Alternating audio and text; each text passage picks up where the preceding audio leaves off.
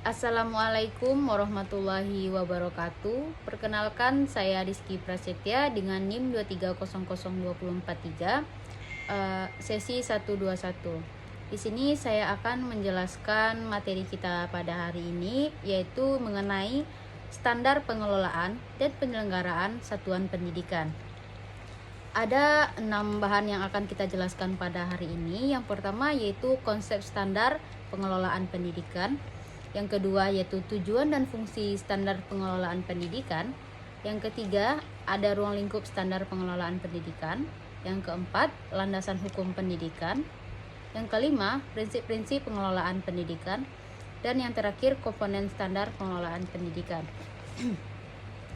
Baiklah, pertama saya akan menjelaskan terlebih dahulu mengenai konsep standar pengelolaan pendidikan. Konsep standar pengelolaan pendidikan merupakan standar nasional yang mengatur bagaimana proses pengelolaan pendidikan dilaksanakan secara sistematis dan terukur, mulai dari perencanaan, pelaksanaan, hingga pengawasan dan evaluasi. Standar ini berlaku pada berbagai tingkat pengelolaan, yaitu tingkat satuan pendidikan, kabupaten kota, atau provinsi hingga nasional. Dalam konteks satuan pendidikan, standar pengelolaan menekankan bahwa sekolah bukan sekedar tempat belajar, tetapi merupakan organisasi pendidikan yang harus dikelola secara profesional. Pengelolaan yang baik memungkinkan sekolah memanfaatkan sumber daya manusia, keuangan, dan sarana dan prasarana secara optimal untuk mencapai tujuan pendidikan. Standar pengelolaan juga menjadi fondasi penerapan manajemen berbasis sekolah atau disebut juga dengan MBS yang memberi kewenangan pada sekolah untuk mengelola dirinya secara mandiri dengan tetap mengacu pada kebijakan nasional dan prinsip akuntabilitas publik. Yang kedua, yaitu ada tujuan dan fungsi standar pengelolaan dalam sistem pendidikan nasional. Tujuan utama standar pengelolaan pendidikan adalah untuk mengatur tata kelola satuan pendidikan agar berjalan secara efektif dan efisien serta akuntabel. Secara khusus, standar pengelolaan bertujuan untuk yaitu yang pertama untuk mewujudkan sekolah yang tertata, terarah, dan juga terukur. Yang kedua, bertujuan untuk menjamin tercapainya tujuan pendidikan. Yang ketiga, bertujuan untuk meningkatkan kinerja kepala sekolah, guru, dan juga tenaga kependidikan. Yang keempat, bertujuan untuk mendorong partisipasi seluruh pemangku kepentingan. Adapun fungsi standar pengelolaan dalam sistem pendidikan nasional ada 5, yaitu yang pertama berfungsi sebagai pedoman perencanaan dalam menyusun program pendidikan. Yang kedua, sebagai panduan pelaksanaan agar kegiatan berjalan sesuai dengan rencana. Yang ketiga, berfungsi sebagai alat pengawasan dan juga evaluasi. Dan yang keempat, berfungsi sebagai landasan manajemen berbasis sekolah. Dan yang kelima, yaitu berfungsi sebagai pedoman kepemimpinan. Yang ketiga yaitu saya akan menjelaskan ruang lingkup standar pengelolaan pendidikan.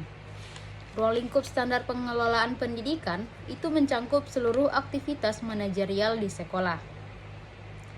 Antara lain yaitu perencanaan pendidikan, pengorganisasian, tugas dan wewenang, pelaksanaan program pendidikan, serta pengelolaan sumber daya sekolah. Selain itu,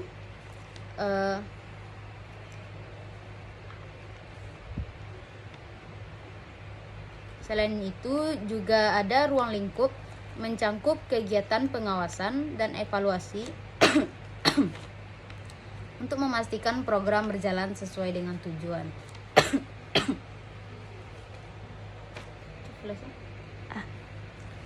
Baik, saya ulangi.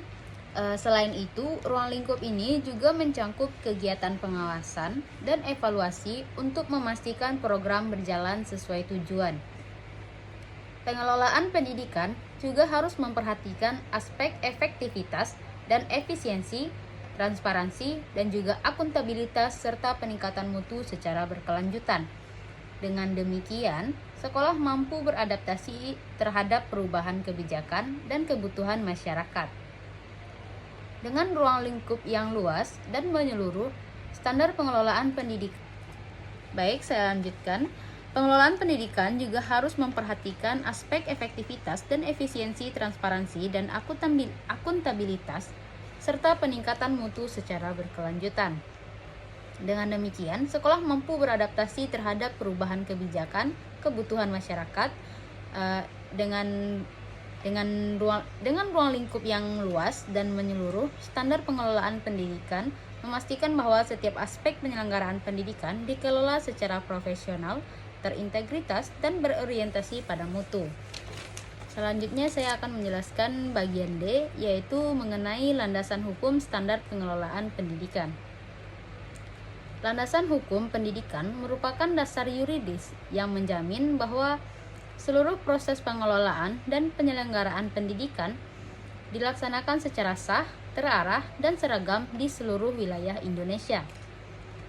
Landasan hukum ini berfungsi sebagai kerangka normatif yang mengikat seluruh pemangku kepentingan pendidikan, baik di tingkat pusat maupun pemangku kepentingan pendidikan, maupun di satuan pendidikan. Adapun Undang-Undang Sistem Pendidikan Nasional, yaitu Undang-Undang Nomor 20 Tahun 2003 tentang Sistem Pendidikan Nasional, yang menegaskan bahwa pengelolaan pendidikan harus mengacu pada standar nasional pendidikan. Landasan hukum yang kedua yaitu pada Peraturan Pemerintah Nomor 57 Tahun 2001, Peraturan Pemerintah Nomor 17 Tahun 2010 tentang pengelolaan dan penyelenggaraan pendidikan. Yang keempat yaitu Peraturan Pemerintah Nomor 66 Tahun 2010. Selain itu, terdapat berbagai peraturan Menteri Pendidikan yang mengatur lebih teknis mengenai standar pengelolaan dan sistem penjaminan mutu internal. Selanjutnya saya akan menjelaskan yaitu prinsip-prinsip pengelolaan pendidikan. Ada 6 prinsip pengelolaan pendidikan. Yang pertama yaitu akuntabilitas, yang kedua transparansi, yang ketiga efektivitas dan efisien, yang keempat partisipatif, yang kelima keadilan dan inklusivitas, yang keenam yaitu berbasis data. Maksudnya yaitu akuntabilitas yaitu seluruh kegiatan dapat dipertanggungjawabkan secara administratif dan secara moral. Yang kedua, transparansi. Maksudnya yaitu adalah keterbukaan dalam mengambil keputusan dan pengelolaan tenaga keuangan. Yang ketiga, yaitu efektivitas dan efisiensi. Yaitu maksudnya adalah penggunaan sumber daya secara optimal harus mencapai tujuan pendidikan. Yang keempat yaitu partisipatif. Adalah melibatkan guru, tenaga pendidik, peserta didik, dan juga masyarakat dalam menyelenggarakan pendidikan. Yang kelima, keadilan dan inklusivitas. Memberikan kesempatan yang sama bagi seluruh peserta didik dalam mencapai tujuan pendidikan. Dan yang keenam, yaitu berbasis data. Setiap kebijakan dan program disusun berdasarkan analisis kebutuhan nyata. Yang terakhir yaitu saya akan menjelaskan bagian komponen standar pengelolaan dan penyelenggaraan pendidikan. Ada tiga komponen standar pengelolaan dan penyelenggaraan pendidikan, yaitu yang pertama ada perencanaan program, yang kedua pelaksanaan pengelolaan pendidikan, yang ketiga yaitu pengawasan dan evaluasi pendidikan.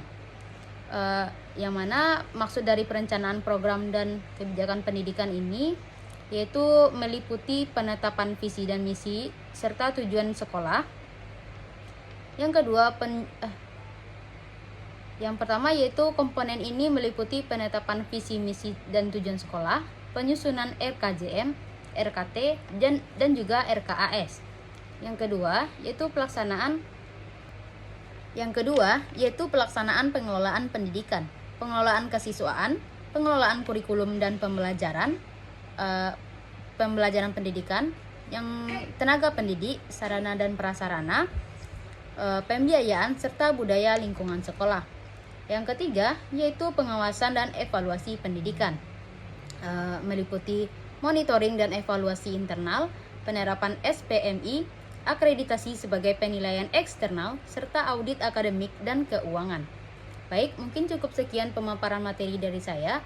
Jika ada kesalahan dan kekurangan, saya mohon maaf. Assalamualaikum warahmatullahi wabarakatuh.